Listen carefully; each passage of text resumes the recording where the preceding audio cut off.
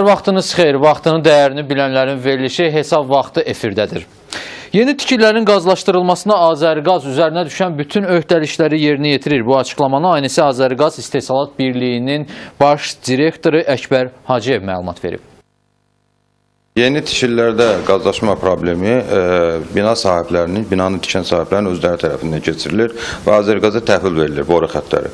Boru xəttləri təhvil veriləndən sonra Dövlət Qəbul Komissiyasına təqdim olunandan sonra və Qəbul Komissiyasına keçəndən sonra biz orada qaz açılışını təmin edirik. Məsələ budur. Bundan başqa Azərqaz İstehsalat Birliyinin rəhbəri son vaxtlar smart kart tipli sayğaclara ödənişlərdə yaranan problemləri abunəçilərin sayının getdikcə artması ilə əlaqələndirib. Bu səbəbdən də sistemdə yüklənmələr yaranır. Bütün bunların qarşısının tamamilə aradan qaldırılması üçün bu ilin mart ayından yeni sistem işə düşəcək ki, nəticədə yüklənmələr baş verməyəcək. İş yerlərində vətəndaşların sığorta olunması işə götürənin bir nömrəli vəzifə borclarından biri sayılır. Məsələnin sosial tərəfi olduğundan adətən müəssisələrdə işçilər icbari tibbi sığorta olunur. Amma reallıq odur ki, Azərbaycanda heç də bütün müəssisələr öz işçilərini sığorta elətdirmirlər və bu da dövlət orqanları üçün əlavə problemlərin yaranmasına səbəb olur. Məhz bu amili nəzərə alıb rəsmi qurumlar bəyan edirlər ki, işçilərin əmək təhlükəsinə görə birbaşa olaraq müəssisələr məsuliyyət daşıyır və onlar bu addımı atmasalar ciddi cəzalarla üzləşəcəklər. Ötən illə müqayisədə Azərbaycanda ölən və yaralananların sayı azalsa da, bədbəxt hadisələrin sayı əksinə artıb. Bu cür bədbəxt hadisələr əsasən tikinti və neft-qaz sayəsində daha çox təsadüf olunub. İstehsalatda bədbəxt hadisələrdən və peşə xəstəliklərinin nəticəsində əmək qabiliyyətinin itirilməsi hallarından icbari sığorta haqqında qanuna əsasən bütün vətəndaşların sığortalanması icbaridir. Bəs görəsən vətəndaşlar necə? İş yerlərində bədbəxt hadisələrdən və ya xəstəliklərdən sığorta olunurlarmı? Hər dəqiqə xoşa gəlməz hadisələrlə qarşılaşa bilərik. Heç kim heç nədən sığortalanmıyor. Bütün dövlətlərdə olduğu kimi bizim dövlətdə də bunu həyata keçirirlər. Biz də vacib bilib sığortalanmışıq. Nəinki bədbəxt, hər şeydən. Burada insan hər şeydən sığortalanır. Mən sığortalanmışam şəxsən. Son illər bunun bir neçə də şahidi olmuşam ki, sığorta şirkəti gəlir, götürür öhdəsindən ödəyir də, xərci də ödəyir. Əmək və Əhalinin Sosial Müdafiəsi Nazirliyinin rəsmisi Məhərrəm Məhərrəmov isə bildirir ki, iş prosesində hər hansı qəza və ya bədbəxt hadisə baş verərsə, müəssisə mütləq dövlət əmək müfəttişliyindən xəbər verməlidir. Qanuna əsasən, işçilərin əmək təhlükəsizliyinə görə birbaşa olaraq müəssisələr məsuliyyət daşıyır və əgər hər hansı etinasızlıq olarsa, ciddi cəzalar tətbiq edilir. Əgər həmən müddətdə müqavilə bağlanmasa, artıq verilmiş göstərişin yerinə yetirilməməsi kimi 1000 manatdan 2000 manata qədər cərimə nəzərdə tutulur. Hal-hazırda demək olar ki, aparılan nəzarətlər zamanı müəyyən olub ki, əksəriyyətində bu müqavilələr bağlanıb. Ola bilsin, satış yerlərində falan da az işçisi olan o qədər də orada istehsalatda bədbəxt hadisə baş vermir. Buna məsuliyyətsiz yanaşanlar olur, onu da biz aradan qaldırırıq. Mütəxəssislər isə hesab edirlər ki, riskli sahələrdə işləyənlərin sığorta faizi daha yüksək olmalıdır. Ümumilikdə sığorta faizləri vətəndaşların illik gəlirinin 0,2%-dən 2%-nə kimi dəyişir. Azərbaycanda fəaliyyət göstərən şirkətlər, o cümlədən inşaat şirkətləri, neft şirkətləri, təhlükəli sahələrdə fəaliyyət göstərən şirkətlər, bütün şirkətlər öz işçilərini bədbəxt hadisələrdən sığorta etdirməlidirlər. Burada bir məqamı qeyd eləmək lazımdır ki, inşaat sahəsində fəaliyyət göstərən şirkətlərdə sığorta koeffisiyenti daha yüksəkdir, yəni ofis işçiləri ilə müqayisədə daha çox sığorta haqqı ödəməlidirlər. Qeyd edək ki, Azərbaycanda ötən il üçün icbari fərdi qəza sığortası üzrə sığorta şirkətləri əhalidən 22 milyon manat sığorta haqqı toplayıb və Maliyyə Nazirliyinin rəsmi məlumatlarına əsasən bu növ üzrə vətəndaşlara 1 milyon 200 min manat civarında sığorta ödənişləri edilib. Şahin Həbibov, Pərviz Camalzadə, ANS. Bank hesab nömrələrində yeni İBAN sisteminin tətbiqi vəsaitin son istifadəçiyə tez çatması və hesablaşmaların sürətləndirilməsinə yönəlib. Yeniliyi hesab vaxtına şərh edən Milli Bankda belə düşünürlər. Apardığımız sorğu zamanı məlum oldu ki, həlli vətəndaşlar yeni sistemdən məlumatsızdırlar. Amma mütəxəssislər əmin edirlər ki, bu sistemin yeni tətbiq olunması ilə bağlıdır. Hazırda dünyanın 61 ölkəsində istifadə olunan beynəlxalq bank hesab nömrəsi, yəni İBAN-ın Azərbaycanda da tətbiqinə başlanılıb. İBAN banklar arası hesablaşmada istifadə olunan standart bank hesab nömrəsidir. Mərkəzi Bankın qərarı ilə bu ilin ilk günlərindən etibarən ölkədə həyata keçirilən bütün hesablaşmalarda vahid İBAN standartı tətbiq edilir. Mərkəzi Bankın ödəniş sistemləri və hesablaşmalar departamentinin direktoru Kəmalə Qurbanovanın sözlərinə görə, nəğdsiz hesablaşmaların artdığı bir dövrdə İBAN-a keçid əməliyyatlar zamanı səhvlərin aradan qaldırılmasını, hesablaşmaların sürətləndirilməsini və vəsaitin son istifadəçiyə daha tez çatmasını təmin edəcək. Müştəri ödəniş tapşırığını banka təqdim edir.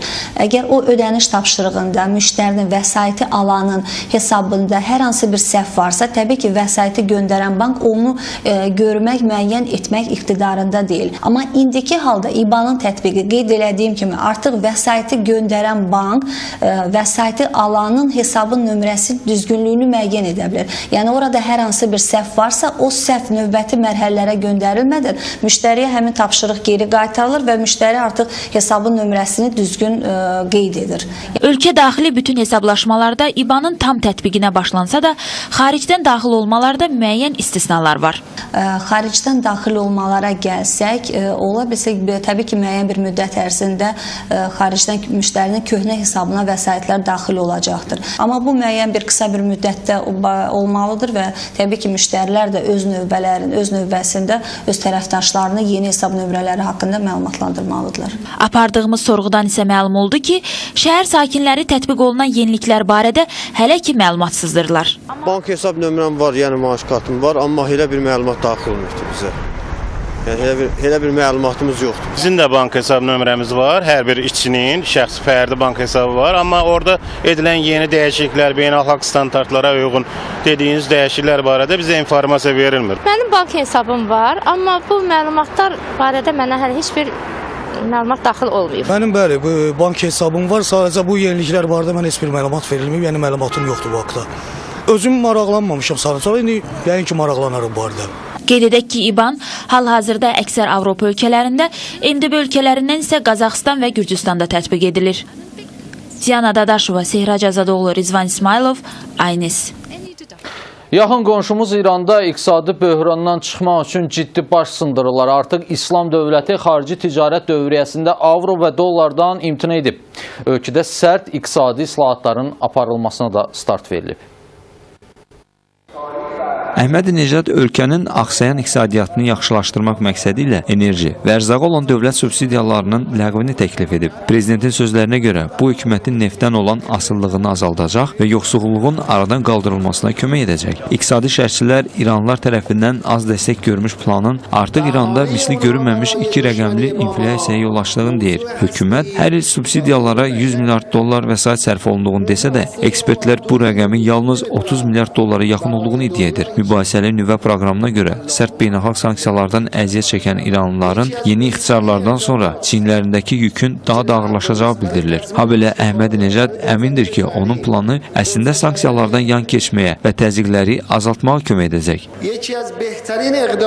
Bu plan həqiqətən böyük nailiyyətdir və davamlı inkişafa, sanksiyalardan yan keçməyə və təzyiqləri azaltmağa hesablanıb. Bu plan düzgün şəkildə həyata keçərsə, varidatın ədalətli bölüşdürülməsinə, insanların enerji resurslarından qənaətlə istifadəsinə, ölkə nemətlərinin qorunmasına və iqtisadiyyatın yüksək keyfiyyətli olmasına yol açacaq. Bu eyni zamanda ölkə hökumətinin neft gəlirlərindən olan asılılığını əhəmiyyətli dərəcədə azaldacaq. Qeyd edək ki, İran uran zənginləşdirilməsi üzrə tədqiqatları dayandırmaqdan imtina etdiyinə görə BMT Təhlükəsizlik Şurasının ardıcıl sanksiyaları ilə üzləşib. Ölkənin neft istehsalı və bank sistemi sanksiyaların əsas hədəfi olub. Qərb İranın mübahisəli nüvə proqramının atom bombası üçün yanacaq hazırlanmağa və ya nüvə başlıqları üçün materialların yaradılmasından ehtiyat edir. İqtisadi böhran elə İranı hərbi qüdrətini artırmaqda ittiham edən qoca qitədə də hökm sürür. Maliyyə böhranı ucbatından Avropada avtomobillərin satışı azalıb. Lüks maşınlar alan təbəqəyə gəlincə isə böhran onların məhəlləsinə deyəsən hələ gəlib çatmayıb. Çünki keçən il bahalı maşın alanların sayında yüksəliş olub.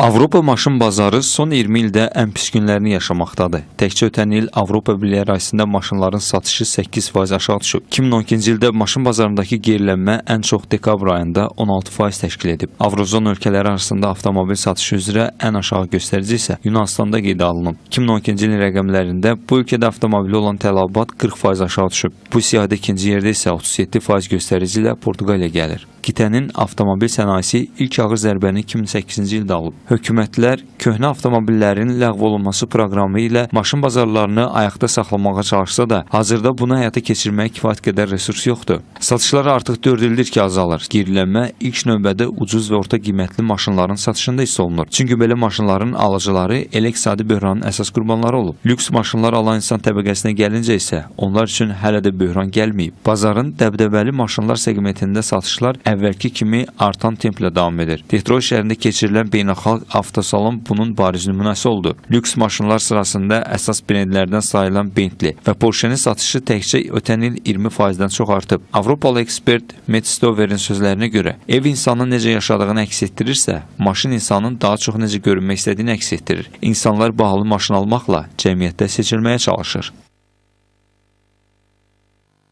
Maşınların əsas məskəni olan Almaniyanın Mərkəzi Bankı isə soyuq müharibə dövründə maliyyə təhlükəsizliyi tədbiri olaraq xarici köçürülmüş 10 minlərlə qızıl külçəni vətənə qaytarmağa hazırlaşır.